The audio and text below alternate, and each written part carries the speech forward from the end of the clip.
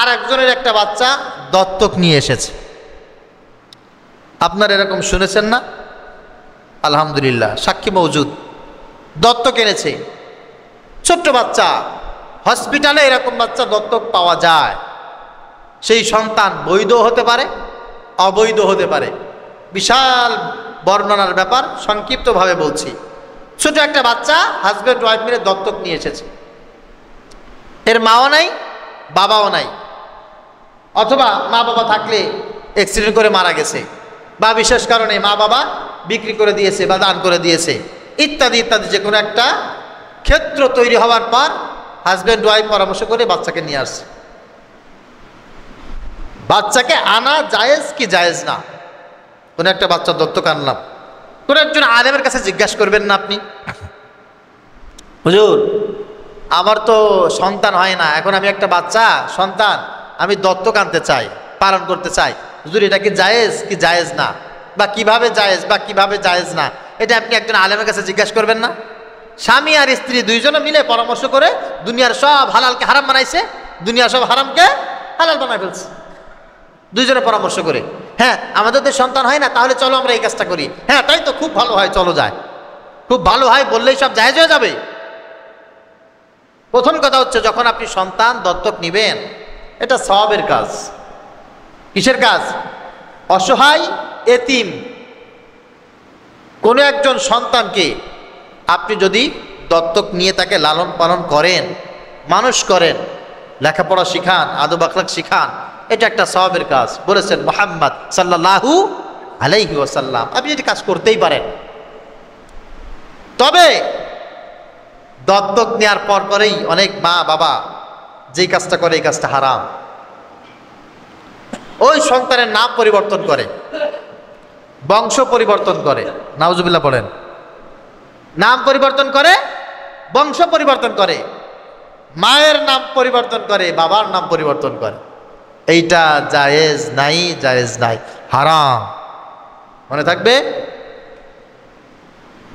আল্লাহ পাক রব্বুল আলামিন বলছেন, উদউহুম লিআবাইহিম হুয়া আকসাতু ইনদাল্লাহ ফাইন লাম তা'লামু আবাহুম ফাইখওয়ানুকুম ফিদ্দীন ওয়া মাওয়ালিকুম। কত সুন্দর করে আল্লাহ তাআলা স্পষ্টভাবে বলে দিয়েছেন, প্রত্যেকটি সন্তানকে তোমরা ডাকো, তাকে পরিচয় করিয়ে দাও তার জন্মদাতা পিতা এবং মাতার পরিচয়। কোনো অবস্থায় তুমি তার মায়ের নাম বাবার নাম পরিবর্তন করতে পারো না। অনেক সময় দেখা যায় স্বামী আর স্ত্রী তালাক হয়ে গেছে, হয় না? ছোট একটা সন্তান রেখে গিয়েছিল, স্বামী করে কি, তার মায়ের নাম পরিবর্তন করে পরে যাকে বিয়ে করছে তার নাম ওখানে দিয়ে দেয়। হারাম। আপনি কাজ কেন করবেন? হয় আবার ওই বাচ্চা যদি মায়ের কাছে থাকে, মায়ের পরে এক জায়গায় বিবাহ হয়েছে, পূর্বের বাবার নাম পরিবর্তন করে সেই বাবার নাম ওখানে দিয়ে দেয়। হাদা হারাম, নিষিদ্ধ। এই অধিকার পৃথিবীর কোনো মানুষকে আল্লাহ দেয় নাই। আল্লাহ বলছেন, উদউহুম লিআবাইহিম হুয়া আকসাতু ইনদাল্লাহ। সন্তানকে ডাকো তার মায়ের নামে, তার বাবার নামে, জন্ম যিনি দিয়েছেন তার নামে পরিচয় করিয়ে দাও। হ্যাঁ যদি এইরকম হয়, ফাইন লাম তা'লামু আবাহুম, যদি এরকম হয় যে তুমি তার মাকেও চেনো না, বাবাকেও চেনো না, তাকে কুড়িয়ে পেয়েছো, বা এমন অবস্থা থেকে তাকে তুমি কালেক্ট করেছো যে তার মা বাবা কারোর সাথে তোমার পরিচয় নাই, জানা নাই, হুয়া কি করবা তুমি? ফাইখওয়ানুকুম ফিদ্দীন, তুমি পরিচয় করিয়ে দাও, এ আমার মুসলমান ভাই, আমার মুসলমান বোন। এই পরিচয় দিতে যাও না, এ আমার সন্তান। কথাটা কার কথা বলেন? আপনি লালন পালন করছেন, তা কি হয়েছে? কি হয়েছে তাতে? লালন পালন করলে সব হয়ে গেল? না, লালন পালন করা, মানুষ করা, খাবার দেওয়া সবের কাজ। কিন্তু তাই বলে আপনি তার নাম পরিবর্তন করে, তার বংশ পরিবর্তন করে, তার মায়ের নাম বাদ দিয়ে, বাবার নাম বাদ দিয়ে আপনার নাম ওখানে দিয়ে দিবেন, জায়েজ নাই। কোন অবস্থায় এটা জায়েজ না। তারপরে আরো একটা কাজ করে থাকে, তা হচ্ছে মৃত্যুর পর ওই সন্তানকে ওয়ারিস বানিয়ে দিয়ে যায়, জায়েজ নাই। সন্তান আপনি লালন পালন করেছেন, আলহামদুলিল্লাহ, খুব ভালো হয়েছে, কিন্তু আপনার মৃত্যুর পর ওই সন্তান আপনার উত্তরাধিকারী হতে পারবে না। আপনি জীবিত অবস্থায় যেহেতু আপনি তাকে লালন পালন করেছেন, আপনি যদি আপনার কিছু জমি, আপনার কিছু বাড়ি, আপনার কিছু সহায় সম্পত্তি তাকে হাদিয়া হিসাবে লিখে পড়ে দিয়ে যান, এটা জায়েজ। এটা আপনারা যদি কেউ আমাকে দেন তাও জায়েজ, আমি যদি আপনাদের কাউকে দেই জায়েজ। কিন্তু যদি আমার মৃত্যুর পর আমার কোনো লালিত পালিত সন্তান থাকে, সে আমার উত্তরাধিকারী হবে, আমি লিখে দিয়ে গেলাম যে সে আমার উত্তরসূরি, এটা জায়েজ না। মনে থাকবে? মনে থাকবে? এই জন্য যাদের দত্তক নেওয়া ছেলে মেয়ে আছে, আপনাদের পরিচিত কেউ যদি থাকে, আপনাদের কাছে আমাদের অনুরোধ থাকবে মেসেজগুলো পৌঁছে দিবেন। আর আপনাদের যদি এরকম চিন্তা ফিকির কারণ থাকে, আলেম ওলামাদের কাছ থেকে আপনি পরামর্শ নেবেন। এই শরীর কিছু দিনের জন্য, কিন্তু আল্লাহ পাক রব্বুল আলামিন এই শরীরের ভিতরে আমাদেরকে রূহ দিয়েছেন, ঈমান দিয়েছেন। মহান রব সেই ঈমানের অনেক রোগের কথা বর্ণনা করেছেন, সে রূহের অনেক রোগের কথা বর্ণনা করা হয়েছে। শরীর অসুস্থ থাকলে যেমন মানুষ একসময় ক্যান্সার হয়ে যায়, অসাড় হয়ে যায়, মানুষটা অকেজো হয়ে যায়, সবার কাছে বোঝা হয়ে যায়, ঠিক তদ্রূপ ঈমানে যদি ক্যান্সার হয়ে যায়, রূহতে যদি ক্যান্সার হয়ে যায়, এই রূহটা অকেজো হয়ে যায়, আল্লাহর কাছে, রহমতের ফেরেশতাদের কাছে এই রূহটা বিকলাঙ্গ হয়ে যায়, অচল, এটাকে আর সামনে নিয়ে যাওয়া যায় না, জান্নাতের পথে এটা যাবে ভাবাও যায় না। কেন? এর ঈমানে ক্যান্সার। কেন? এর রূহের ভিতরে ক্যান্সার। এক এক সময় এক একটা রোগের আবির্ভাব ঘটে।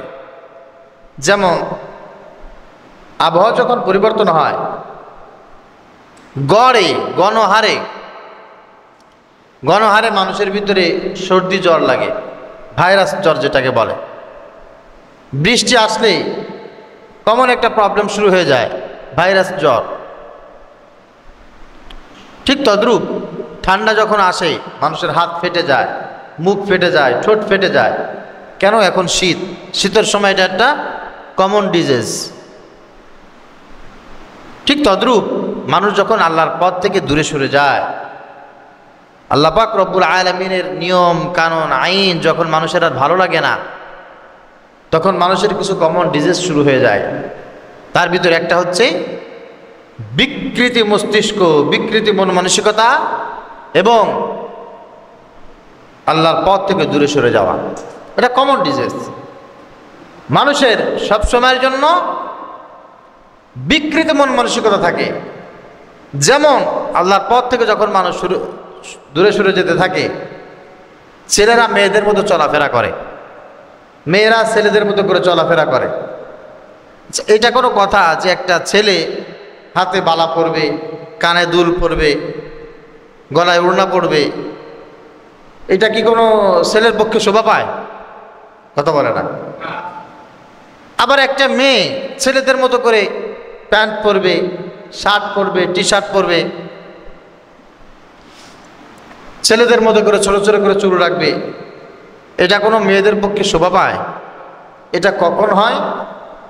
যখন মস্তিষ্ক বা রুচির দুর্ভিক্ষ হয়, মস্তিষ্ক বিকৃত হয়ে যায়, তখন। এইটা হচ্ছে ঈমানের পথ থেকে দূরে সরে যাওয়ার সহজ ডিজিজ, রোগ, সমস্যা।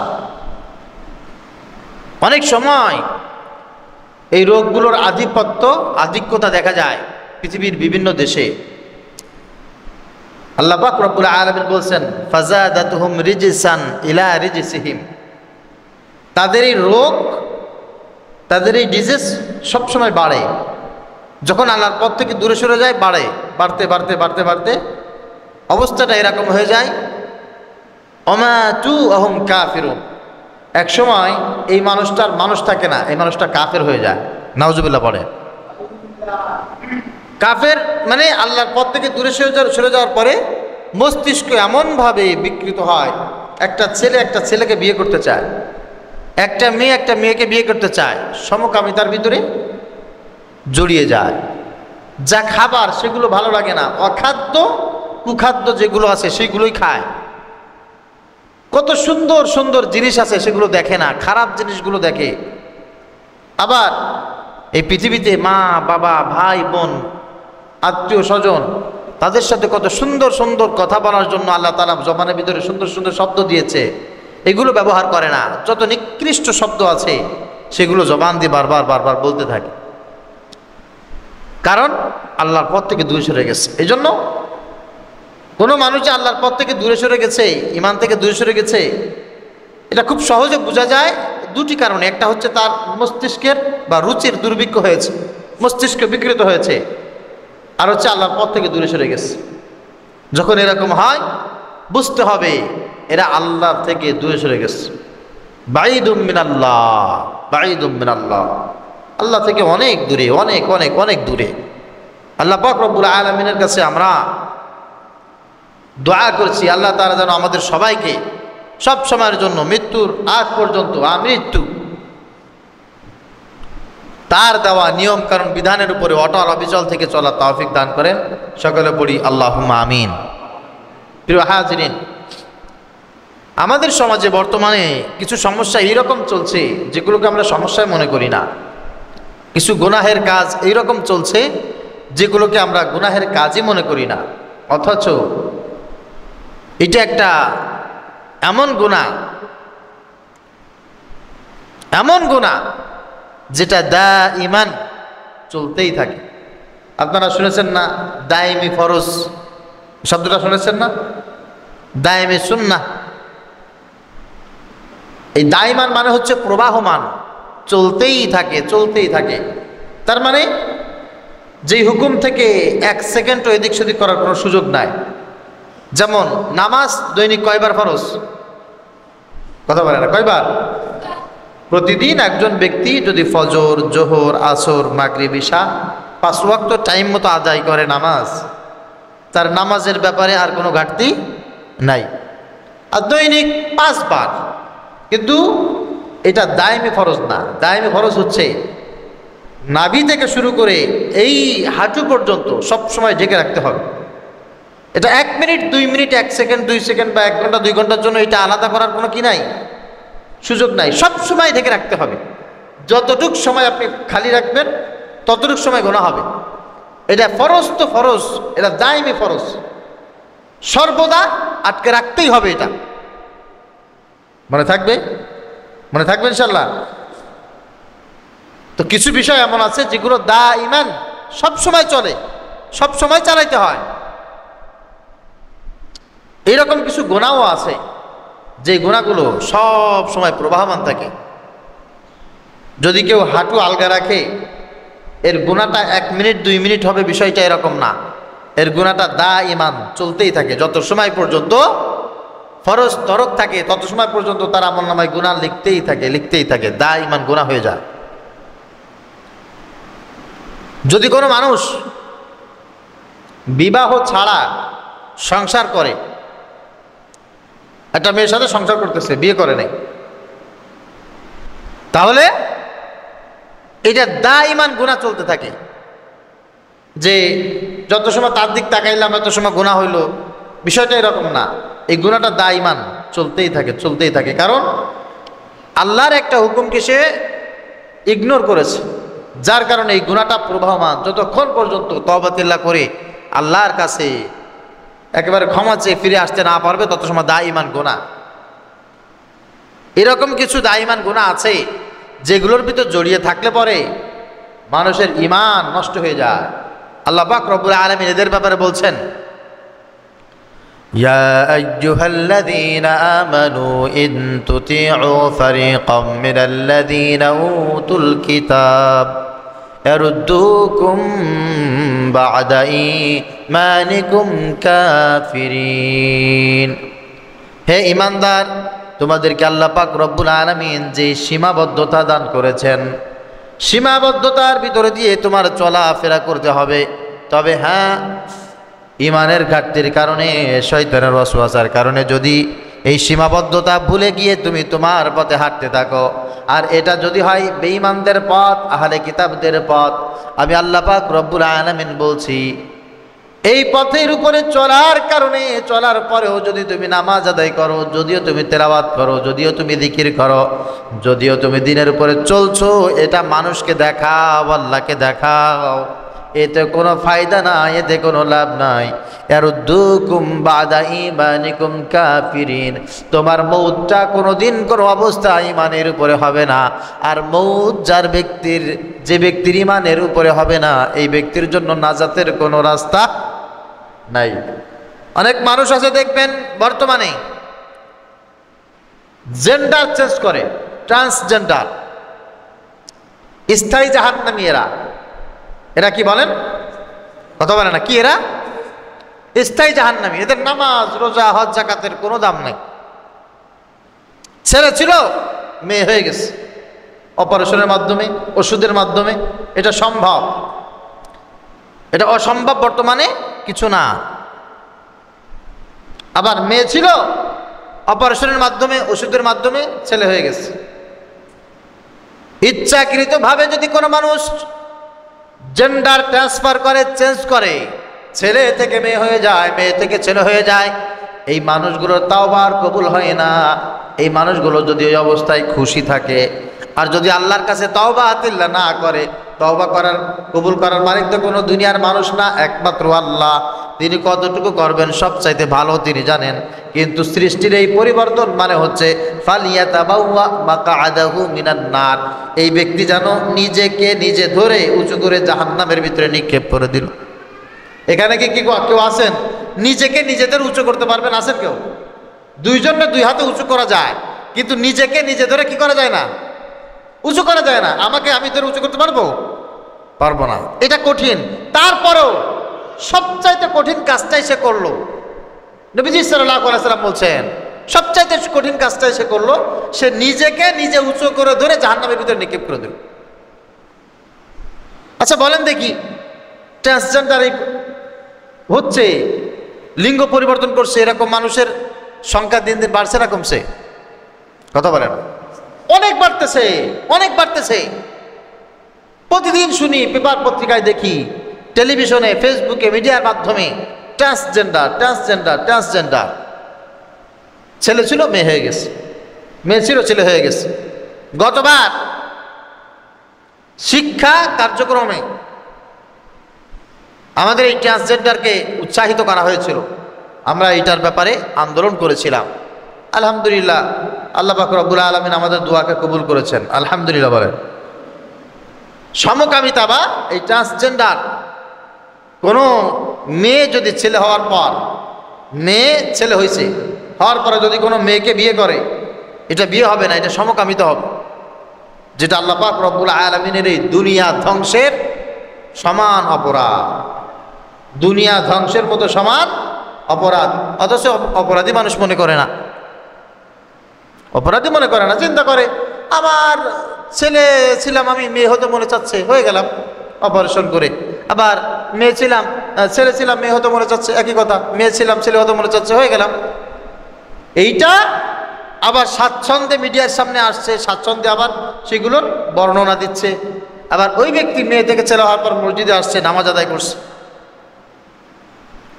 যার ঈমান নাই, যে আল্লাহর সাথে যুদ্ধ ঘোষণা করছে, তার জন্য আবার নামাজের কোনো তালিম আছে নাকি? রোজার ব্যাপারে, তেলাওয়াতের ব্যাপারে? সে তো আল্লাহর সাথে যুদ্ধ ঘোষণা করছে, আল্লাহর সাথে যুদ্ধ ঘোষণা করছে। আল্লাহ পাক রব্বুল আলামিন বলছেন লা তাবদীলা লিখালকিল্লাহ, সৃষ্টির ভিতরে পরিবর্তন করবা না, সৃষ্টির ভিতরে পরিবর্তন করবা না। তোমাকে যদি আমি ছেলে বানিয়ে থাকি, ওখান থেকে মেয়ে হওয়ার চেষ্টা করবা না। ওটা করা মানে হচ্ছে আমার সাথে শত্রুতা করা, যুদ্ধ ঘোষণা করা। তোমাকে যদি আমি মেয়ে বানিয়ে থাকি, ছেলে হওয়ার চেষ্টা করবা না, ছেলে বানিয়ে থাকলে মেয়ে হওয়ার চেষ্টা করবা না, এটা হচ্ছে আমার সাথে যুদ্ধ করার শামিল।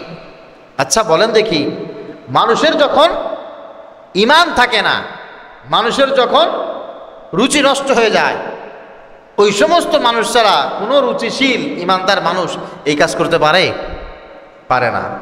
এই জন্য এই কাজ যারা করে, এদেরকে ধরে নিতে হবে ঈমান থেকে খারেজ হয়ে গেছে, ইসলাম থেকে খারেজ হয়ে গেছে।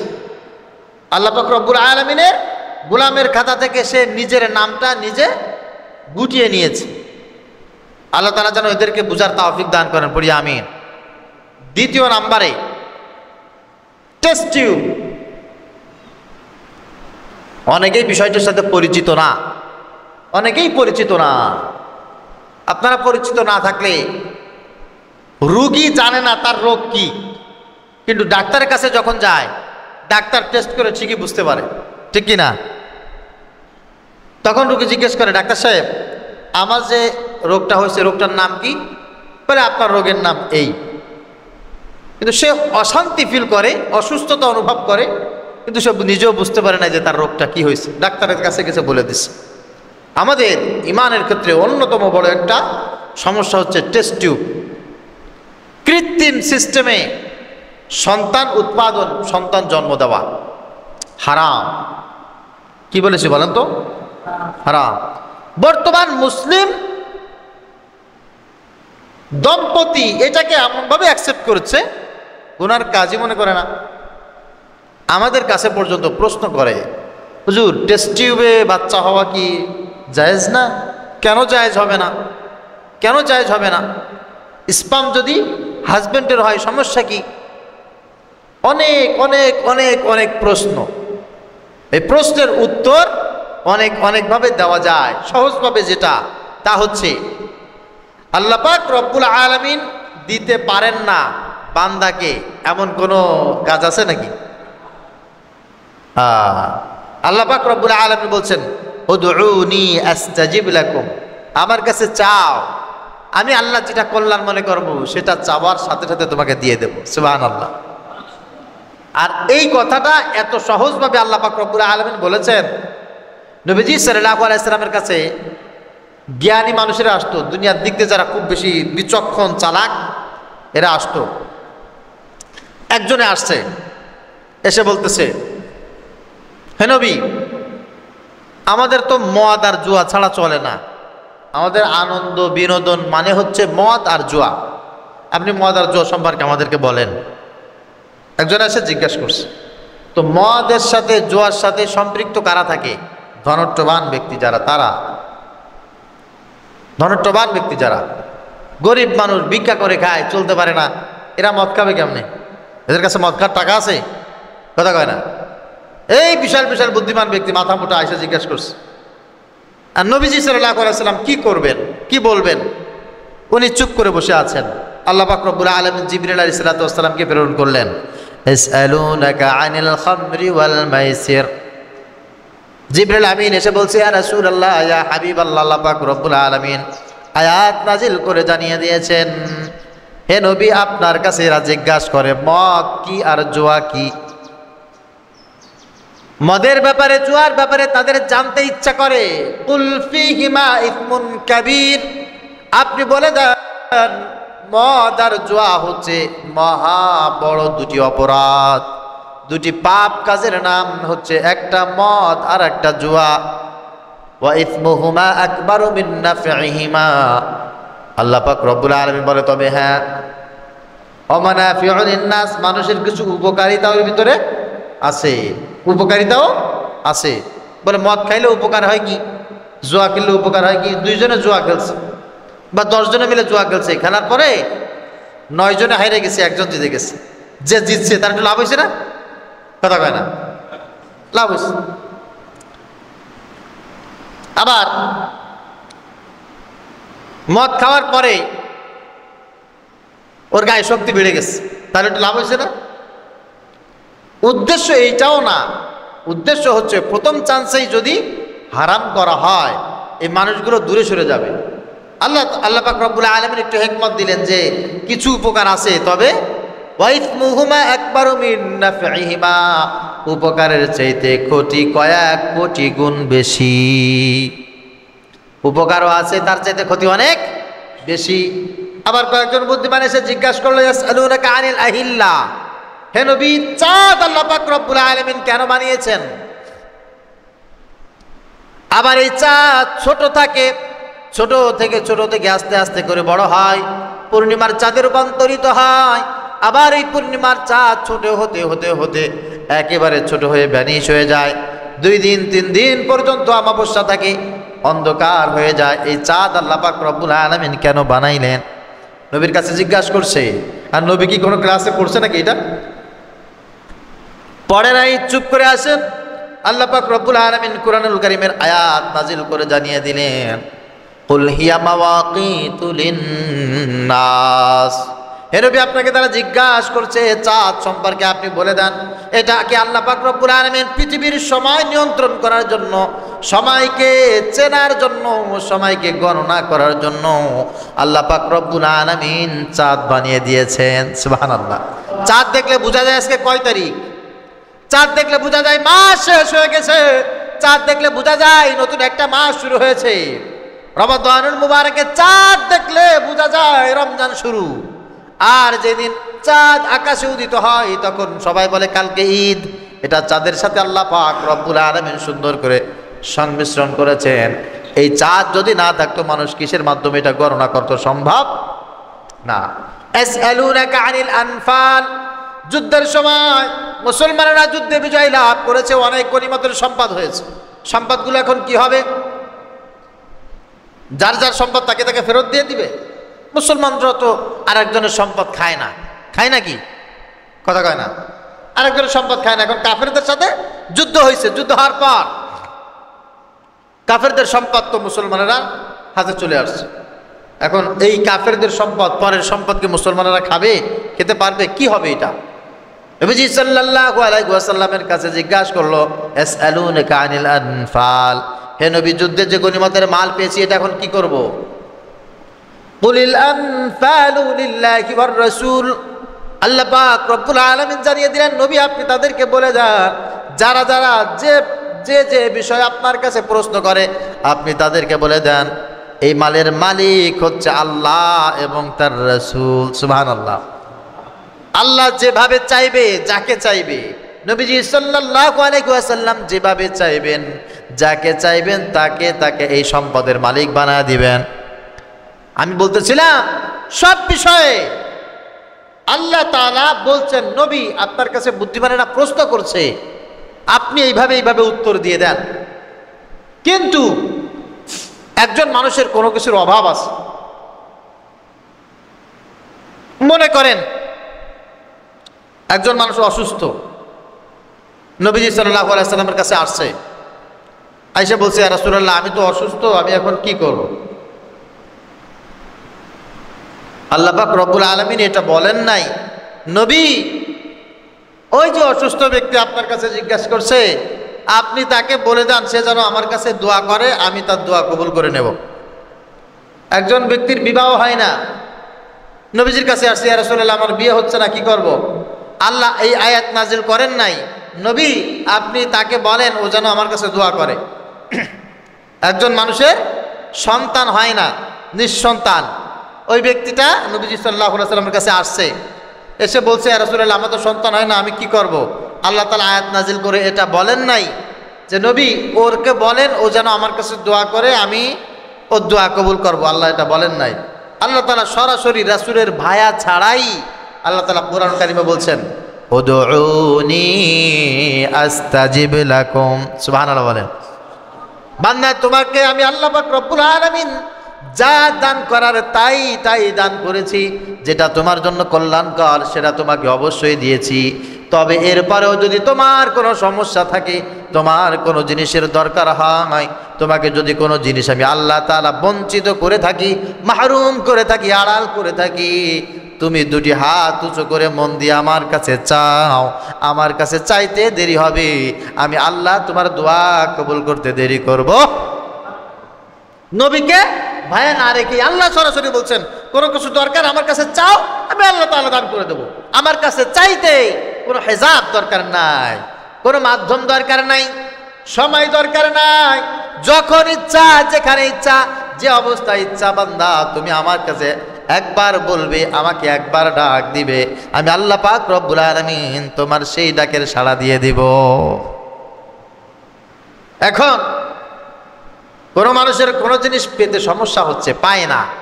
এক নম্বর কথা হচ্ছে আমার যা দরকার সবটা আল্লাহ তাআলা আমাকে দিয়ে রেখেছেন। আমার জন্য যা কিছু কল্যাণকর সব আল্লাহ তাআলা দিয়ে রেখেছেন।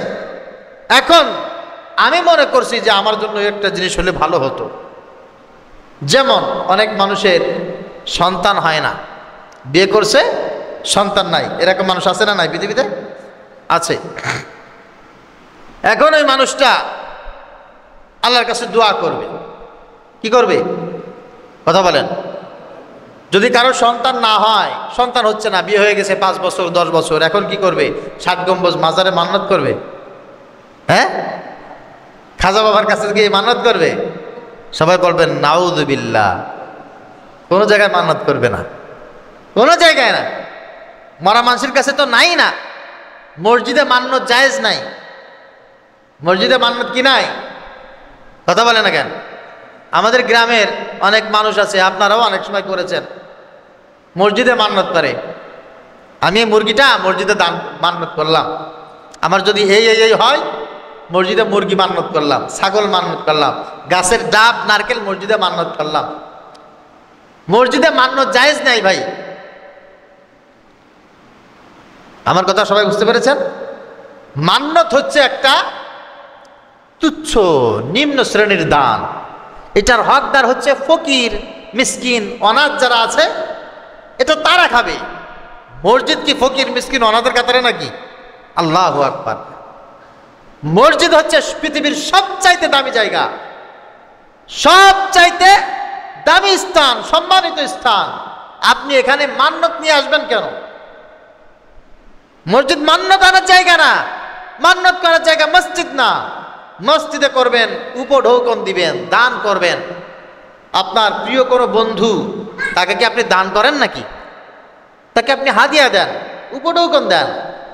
আল্লাহর কাছে সবচাইতে প্রিয় জায়গা হচ্ছে মসজিদ। মসজিদে আপনি দান করবেন, খুশি খুশি মনে আল্লাহর রাস্তায় খরচ করবেন। এখানে আপনি মান্নত করবেন না, মান্নত করবেন ফকিরদের জন্য, মিসকিনদের জন্য।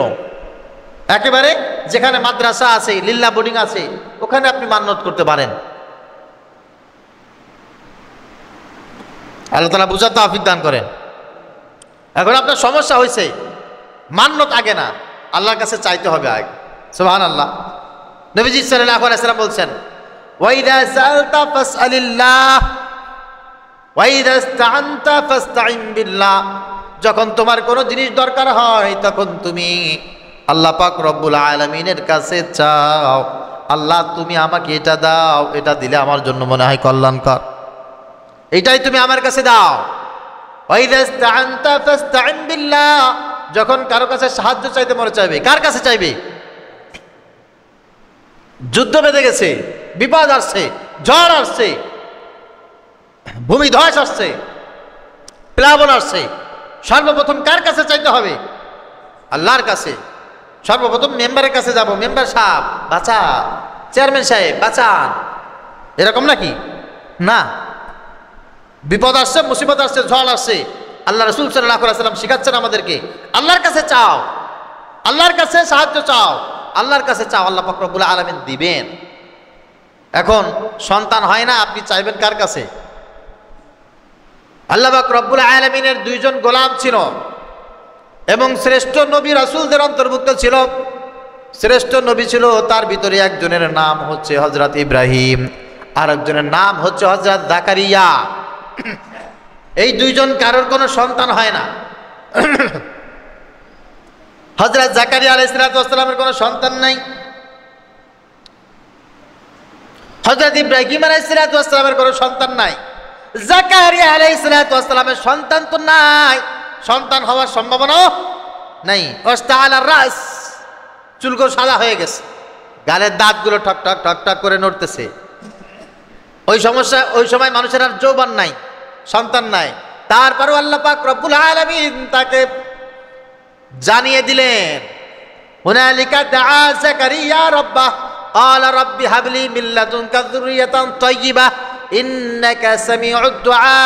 হযরত জাকারিয়া আলাইহিস সালাম আল্লাহ পাক রব্বুল আলামিনের কাছে দোয়া করলেন, রাব্বি হাবলি, আল্লাহ তুমি কি আমাকে দান করো, মিন লাদুনকা যুররিয়াতান তাইয়্যিবাহ, তোমার তরফ থেকে একটা সন্তান, ইন্নাকা সামিউদ দুআ, আল্লাহ তোমার চাইতে দোয়া কবুলকারী আর কেউ নাই, আল্লাহ তুমি আমাকে একটা সন্তান দান করো।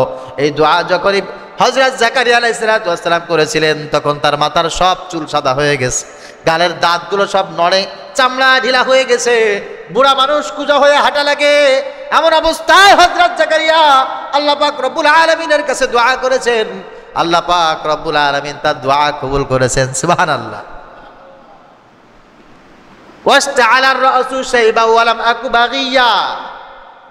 যখন আল্লাহ তাআলা এসে, জিবরাইল আমিন এসে বলতেছে আপনার সন্তানের শুভ সংবাদ আল্লাহ দিয়েছেন, তখন সে বলতেছে হায় হায় আমার চুল সাদা হয়ে গেছে, ওয়ালাম আকু বাগিয়া, আর আমি সন্তান উৎপাদনেতেও একেবারে অক্ষম, আমি তো বন্ধা হয়ে গেছি, আমার সন্তান আল্লাহ পাক রব্বুল আলামিন কিভাবে দিবেন? বলে আল্লাহ তাআলা শুধু সন্তান দেবেন তাই না, আল্লাহ তাআলা আপনার সন্তানের নামও ঠিক করে দিয়েছেন। সুবহানাল্লাহ। আপনার সন্তানের নাম আল্লাহ তাআলা নিজে রেখেছেন ইয়াহইয়া, ইয়া ইয়াহইয়া খুযুল কিতাবা বিকুওয়া। সুবহানাল্লাহ। আল্লাহর কাছে চাইলে আল্লাহ দেন না? কথা বলে না কেন? আল্লাহর কাছে চাইলে আল্লাহ পাক রব্বুল আলামিন দেবেন। হযরত ইব্রাহিম আলাইহিস সালাম আল্লাহ পাক রব্বুল আলামিনের কাছে দোয়া করলেন, রব্বি হাবলি মিনাস সালিহিন, আল্লাহ তুমি আমাকে একটা নেককার সন্তান দান করো। হযরত ইব্রাহিম আলাইহিস সালামের বয়স তখন 90। আল্লাহর কাছে দোয়া করেছি, আল্লাহ পাক রব্বুল আলামিন সঙ্গে সঙ্গে দোয়া মঞ্জুর করলেন। ফাবাশশারনাহু বিগুলামিন হালিম। আল্লাহ পাক রব্বুল আলামিন বলছে, ইব্রাহিম তোমার দোয়া আমি কবুল করেছি এবং তোমাকে এমন ধৈর্যশীল উত্তম একটা সন্তানের শুভ সংবাদ আমি আল্লাহ পাক রব্বুল আলামিন দিলাম। এমন সন্তান জগতের কারো হয় না, সেই সন্তানের নাম হচ্ছে ইসমাঈল। সুবহানাল্লাহ। এই জন্য সন্তান ওনারা মনে হয় বুঝতেন না, ওনারা মনে হয় জানতেন না, সেই সময় মনে হয় দুনিয়ায় কোনো কবিরাজ ছিল না। এই ওষুধ খাবে, সে ওষুধ খাবে, ওখানে মান্যত করবে, এখানে এ দেবে, ও দেবে, তা দেবে, ওনারা জানতেন না। হযরত ইব্রাহিম আলাইহিস সালাম, জাকারিয়া আলাইহিস সালাম, দুইজন নবীর মাধ্যমে আল্লাহ পাক রব্বুল আলামিন আমাদেরকে শিক্ষা দিলেন, যদি কারো সন্তান না হয় এই মানুষটা আল্লাহ পাক রব্বুল আলামিনের কাছেই চাইবে। তারপরেও যদি আল্লাহ তাআলা না দেন, মনে রাখবেন, তারপরেও আল্লাহ পাক রব্বুল আলামিন যদি না দেন, ওই বান্দা মনে করবে এটাতে আমার ভিতরে কল্যাণ আছে। আল্লাহ বলছেন, আউই যাওফিজুহুম যুকরানা ওয়া ইনাথা, এই দুনিয়ায় আমার অসংখ্য গোলাম আছে যাদেরকে আমি আল্লাহ পাক রব্বুল আলামিন বিবাহের পর ছেলেও দান করি, মেয়েও দান করি। একটা ছেলে একটা মেয়ে, 5টা ছেলে 5টা মেয়ে, ছেলেও আছে মেয়েও আছে। যুকরানা ওয়া ইনাথা ওয়া জাআলু মান ইয়াশাউ আকিমা। আবার আমি আল্লাহ পাক রব্বুল আলামিন কাউকে আকিম করি, বন্ধা করি, কাউকে ছেলেও দেই না, মেয়েও দেই না, নিঃসন্তান করি আমি আল্লাহ পাক রব্বুল আলামিন, তাদেরকে আমি রেখে দেই। ইয়াহাবু লিমান ইয়াশাউ ইনাসা ওয়া ইয়াহাবু লিমান ইয়াশাউ যুকুর, কাউকে আমি আল্লাহ পাক রব্বুল আলামিন শুধু কন্যা সন্তানই দিয়ে দেই, আবার কাউকে শুধুমাত্র আমি ছেলে সন্তান দিয়ে দেই। এটা ইচ্ছা কার? কথা বলে না, ইচ্ছা কার? আল্লাহর ইচ্ছা। আল্লাহ জানে একে কন্যা সন্তান দেওয়া যাবে না, শুধু ছেলেই দিতে হবে। আল্লাহ জানে একে শুধু ছেলেই দিতে হবে, কন্যা দেওয়া যাবে না। আবার একে শুধু কন্যা দিতে হবে, ছেলে দেওয়া যাবে না। কার জন্য কোনটা কল্যাণ কে জানে? আবার আল্লাহ জানে একে ছেলেও দিতে হবে, মেয়েও দিতে হবে। আবার আল্লাহ জানে একে কিছুই দেওয়া যাবে না। ইচ্ছাটা কার?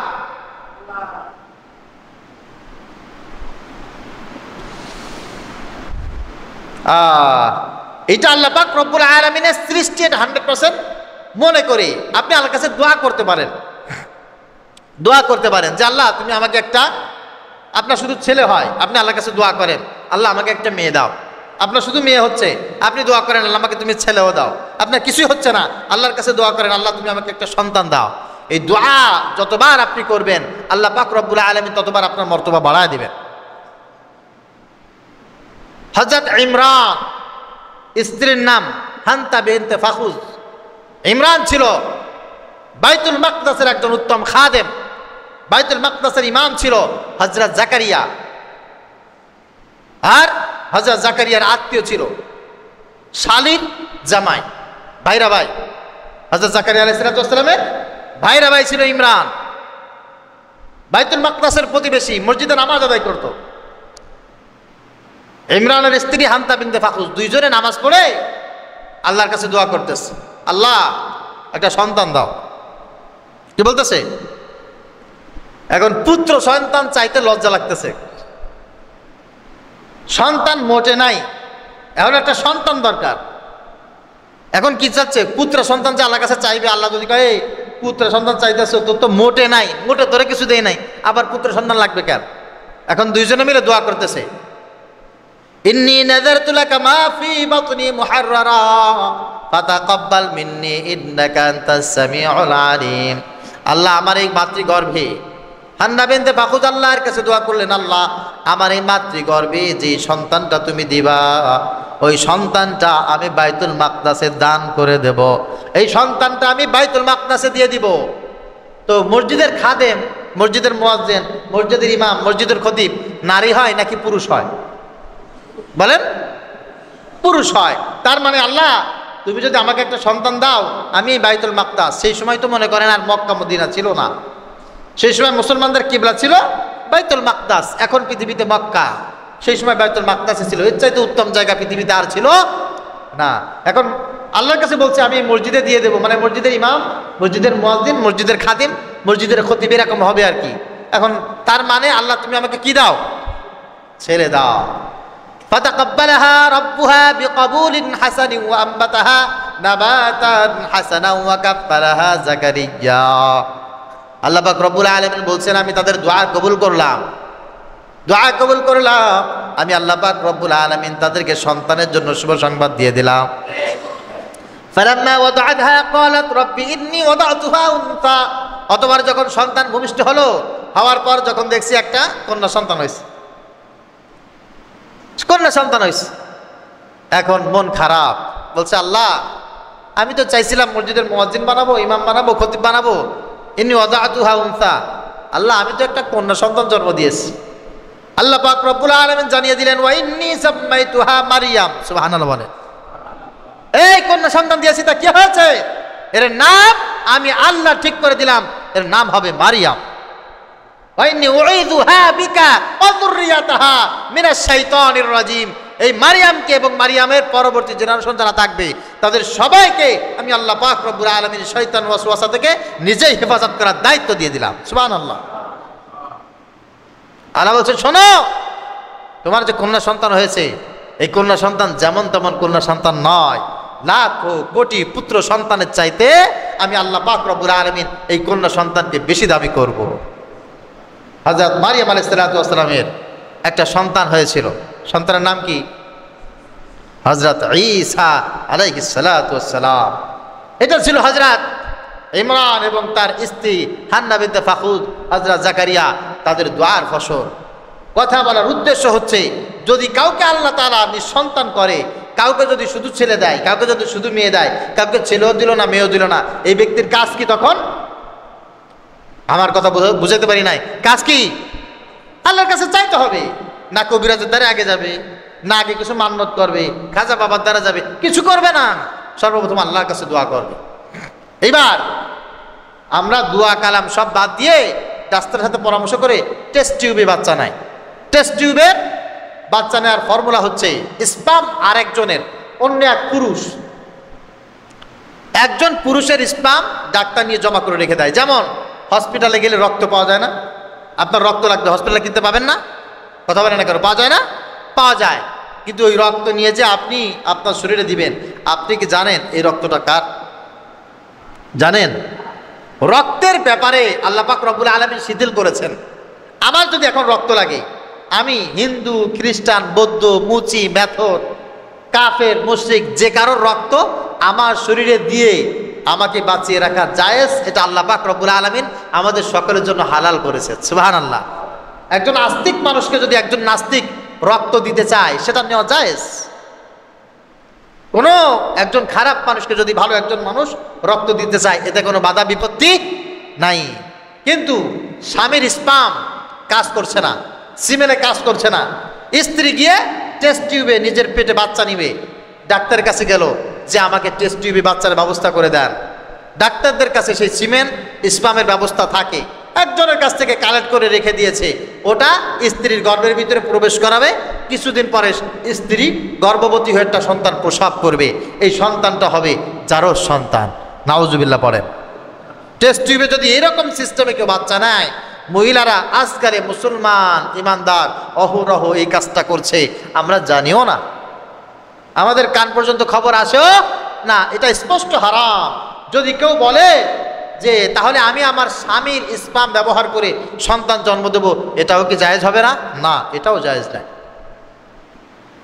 এটাও জায়েজ নাই। কেন ভাই? আল্লাহ পাক রব্বুল আলামিন আপনার যে বিষয়টা চাচ্ছে না, আপনি জোর জবরদস্তি করে সেটার কল্যাণ করতে চাচ্ছেন, কারণটা কি?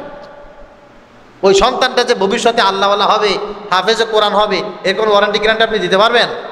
আল্লাহ তাআলা আপনাদের যাদেরকে সন্তানের পিতা বানিয়েছেন, আপনারা বলেন তো দেখি, আপনার সন্তান যদি এরশাদ প্রেসিডেন্ট না হয়ে এরশাদ শিকদার হয়, আপনার করার কিছু আছে?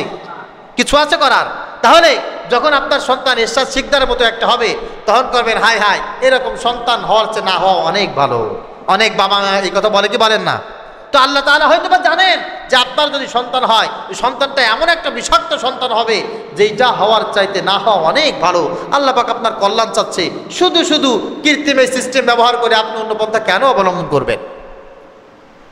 মনে থাকবে, জিনিসটাকে আমরা হালাল বানিয়ে একেবারে সৌহার্দ্যপূর্ণভাবে স্বাভাবিকভাবে মেনে নিয়েছি। What is this? এটা ইমানের মারাত্মক একটা রোগ। আল্লাহর প্রতি অটল অবিচল আস্থা বিশ্বাস করো থাকলে এই কাজ কোনো স্বামী কোনো স্ত্রী করতে পারে। তবে কিছু কিছু উলামায়ে কেরাম জায়েজের পন্থা বললেও এটা বেশিরভাগ মানুষের কাছে গ্রহণযোগ্য নয়। সর্বশেষ যে বিষয়টি বলবো তা হচ্ছে, আমাদের ভিতরে অনেকে আছে সন্তান হয় না, এখন কি করবে? টেস্ট টিউবে বাচ্চাও নেই, কৃত্রিম পন্থা অবলম্বন করে সন্তান নেই, উৎপাদন হয় নাই। এখন আর একজনের একটা বাচ্চা দত্তক নিয়ে এসেছে। আপনারা এরকম শুনেছেন না? আলহামদুলিল্লাহ, সাক্ষী মওজুদ। দত্তক এনেছে, ছোট্ট বাচ্চা। হসপিটালে এরকম বাচ্চা দত্তক পাওয়া যায়। সেই সন্তান বৈধ হতে পারে, অবৈধ হতে পারে। বিশাল বর্ণনার ব্যাপার, সংক্ষিপ্তভাবে বলছি। ছোট একটা বাচ্চা হাজব্যান্ড ওয়াইফ মিলে দত্তক নিয়ে এসেছে।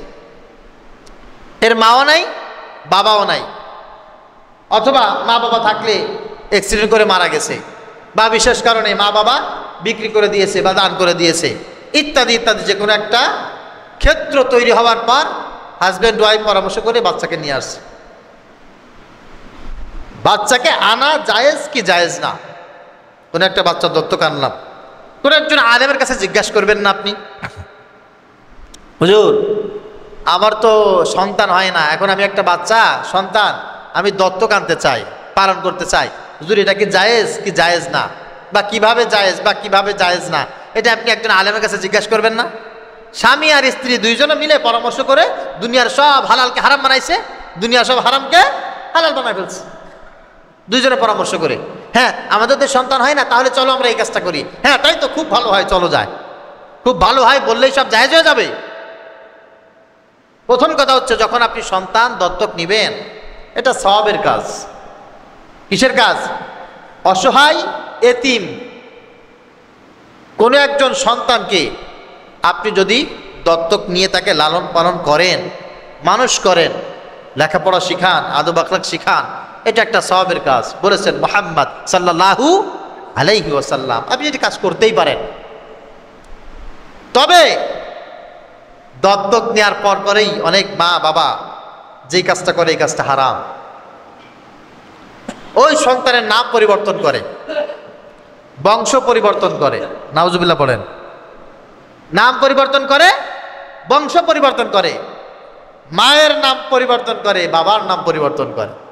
এইটা জায়েজ নাই, জায়েজ নাই, হারাম। মনে থাকবে। আল্লাহ পাক রব্বুল আলামিন বলছেন, উদউহুম লিআবাইহিম হুয়া আকসাতু ইনদাল্লাহ ফাইন লাম তা'লামু আবাহুম ফাইখওয়ানুকুম ফিদ্দীন ওয়া মাওয়ালিকুম।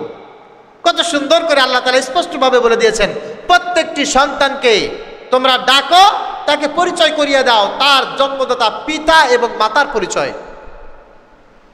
কোনো অবস্থায় তুমি তার মায়ের নাম বাবার নাম পরিবর্তন করতে পারো না। অনেক সময় দেখা যায় স্বামী আর স্ত্রী তালাক হয়ে গেছে, হয় না? ছোট একটা সন্তান রেখে গিয়েছিল, স্বামী করে কি, তার মায়ের নাম পরিবর্তন করে পরে যাকে বিয়ে করছে তার নাম ওখানে দিয়ে দেয়। হারাম। আপনি কাজ কেন করবেন? হয় আবার ওই বাচ্চা যদি মায়ের কাছে থাকে, মায়ের পরে এক জায়গায় বিবাহ হয়েছে, পূর্বের বাবার নাম পরিবর্তন করে সেই বাবার নাম ওখানে দিয়ে দেয়। হাদা হারাম, নিষিদ্ধ। এই অধিকার পৃথিবীর কোনো মানুষকে আল্লাহ দেয় নাই। আল্লাহ বলছেন, উদউহুম লিআবাইহিম হুয়া আকসাতু ইনদাল্লাহ। সন্তানকে ডাকো তার মায়ের নামে, তার বাবার নামে, জন্ম যিনি দিয়েছেন তার নামে পরিচয় করিয়ে দাও। হ্যাঁ, যদি এইরকম হয়, ফাইন লাম তা'লামু আবাহুম, যদি এরকম হয় যে তুমি তার মাকেও চেনো না, বাবাকেও চেনো না, তাকে কুড়িয়ে পেয়েছো বা এমন অবস্থা থেকে তাকে তুমি কালেক্ট করেছো যে তার মা বাবা কারোর সাথে তোমার পরিচয় নাই, জানা নাই। হুয়া কি করবা তুমি? ফাইখওয়ানুকুম ফিদ্দিন, তুমি পরিচয় করিয়ে দাও, এ আমার মুসলমান ভাই, আমার মুসলমান বোন। এই পরিচয় দিতে যাও না, এ আমার সন্তান। কথাটা কার কথা বলেন? আপনি লালন পালন করছেন, তা কি হয়েছে? কি হয়েছে তাতে? লালন পালন করলে সব হয়ে গেল? না, লালন পালন করা, মানুষ করা, খাবার দেওয়া সবের কাজ, কিন্তু তাই বলে আপনি তার নাম পরিবর্তন করে, তার বংশ পরিবর্তন করে, তার মায়ের নাম বাদ দিয়ে, বাবার নাম বাদ দিয়ে আপনার নাম ওখানে দিয়ে দিবেন, জায়েজ নাই, কোন অবস্থায় এটা জায়েজ না।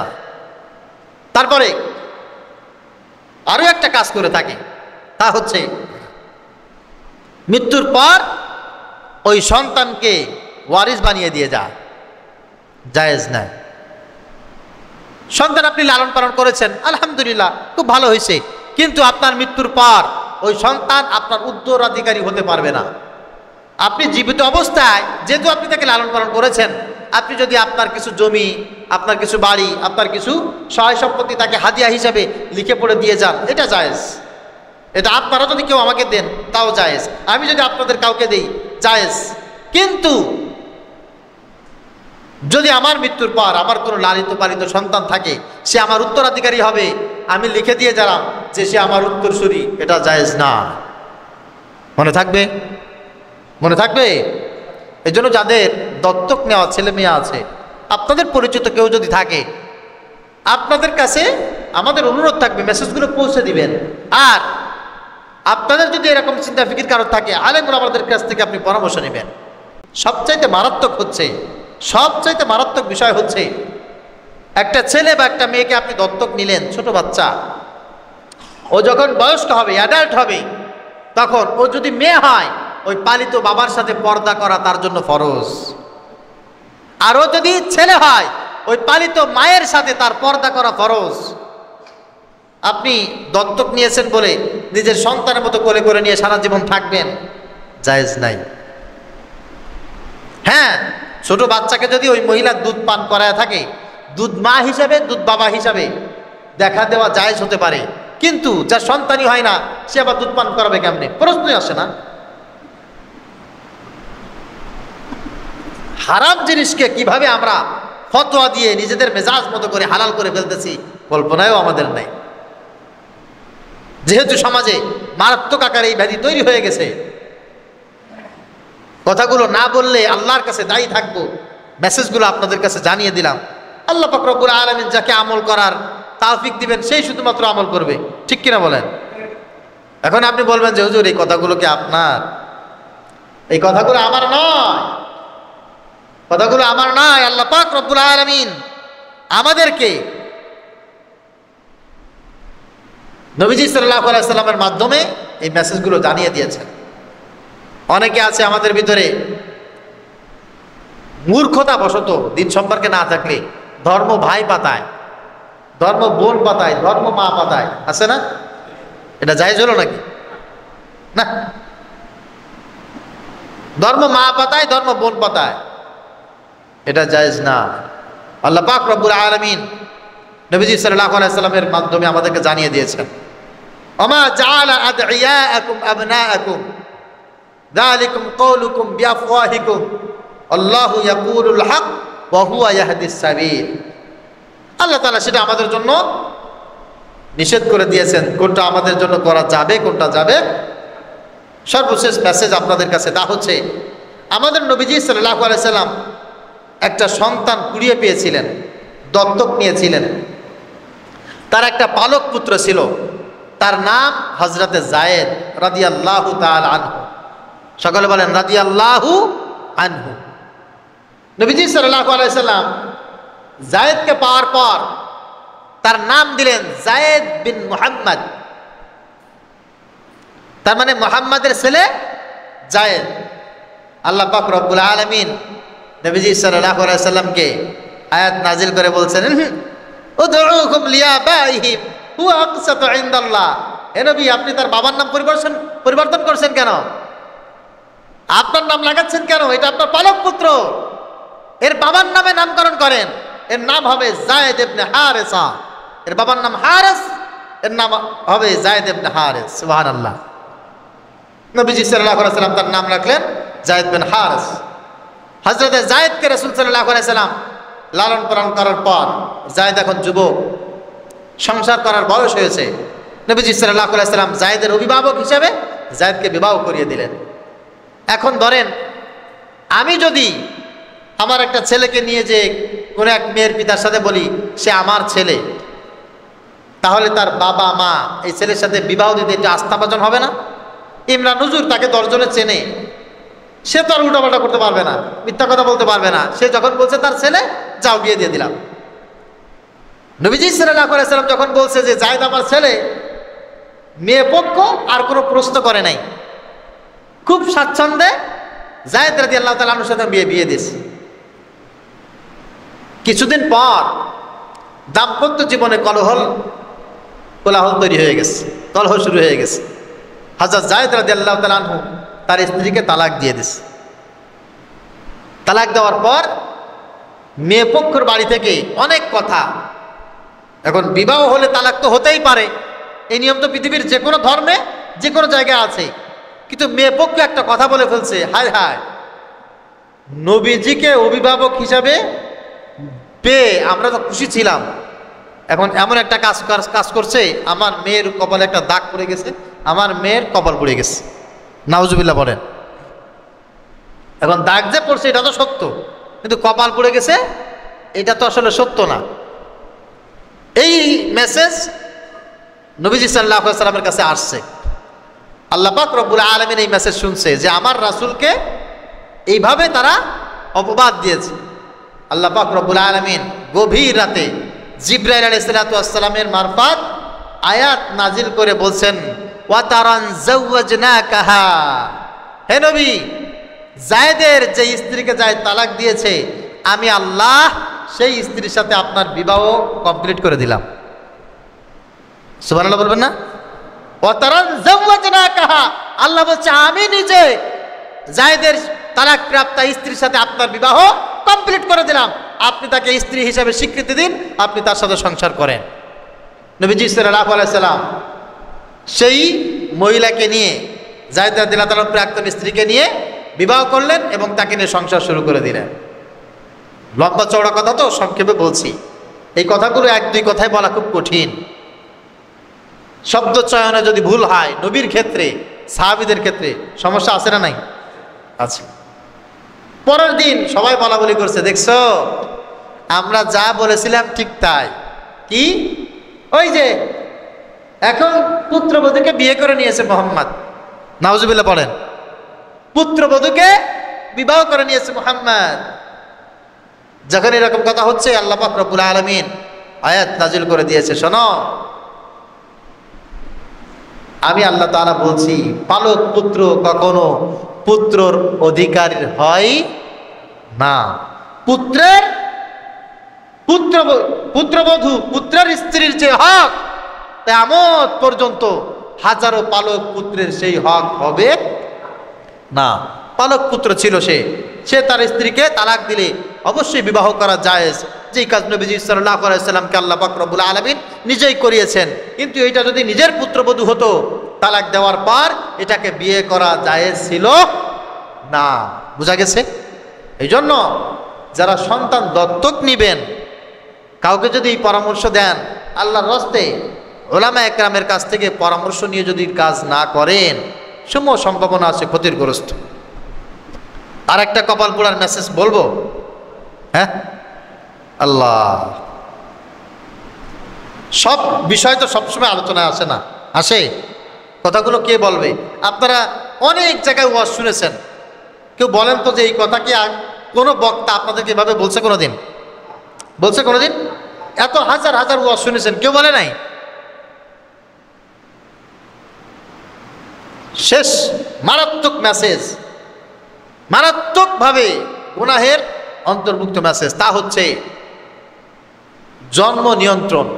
বিনা প্রয়োজনে, বিনা কারণে, অভাবের উসলুক দিয়ে, অভাবের কথা বলে যদি কোনো মানুষ জন্ম নিয়ন্ত্রণ রাখে, হাজার হাজার সন্তান হত্যাকারী হিসাবে কিয়ামতের ময়দানে আল্লাহ পাক রব্বুল আলামিনের কাঠগড়ায় দাঁড়াতে হবে।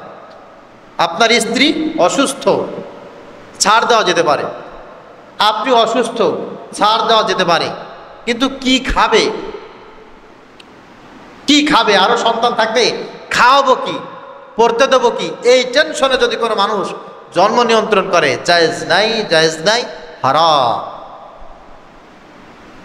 ওয়ালা তাকতুলুন নাফসাল্লাতী হারামাল্লাহু ইল্লা বিল হক।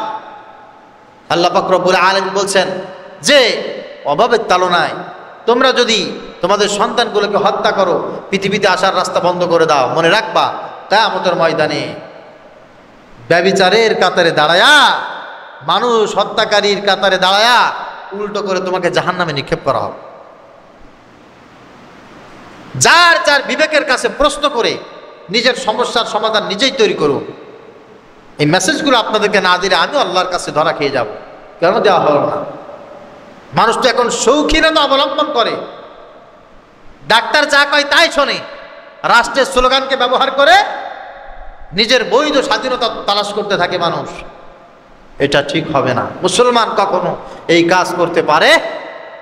আল্লাহ পাক রব্বুল আলামিন আমাদের সবাইকে বুঝে আমল করার তৌফিক দান করুক। সকলে বলি আমিন।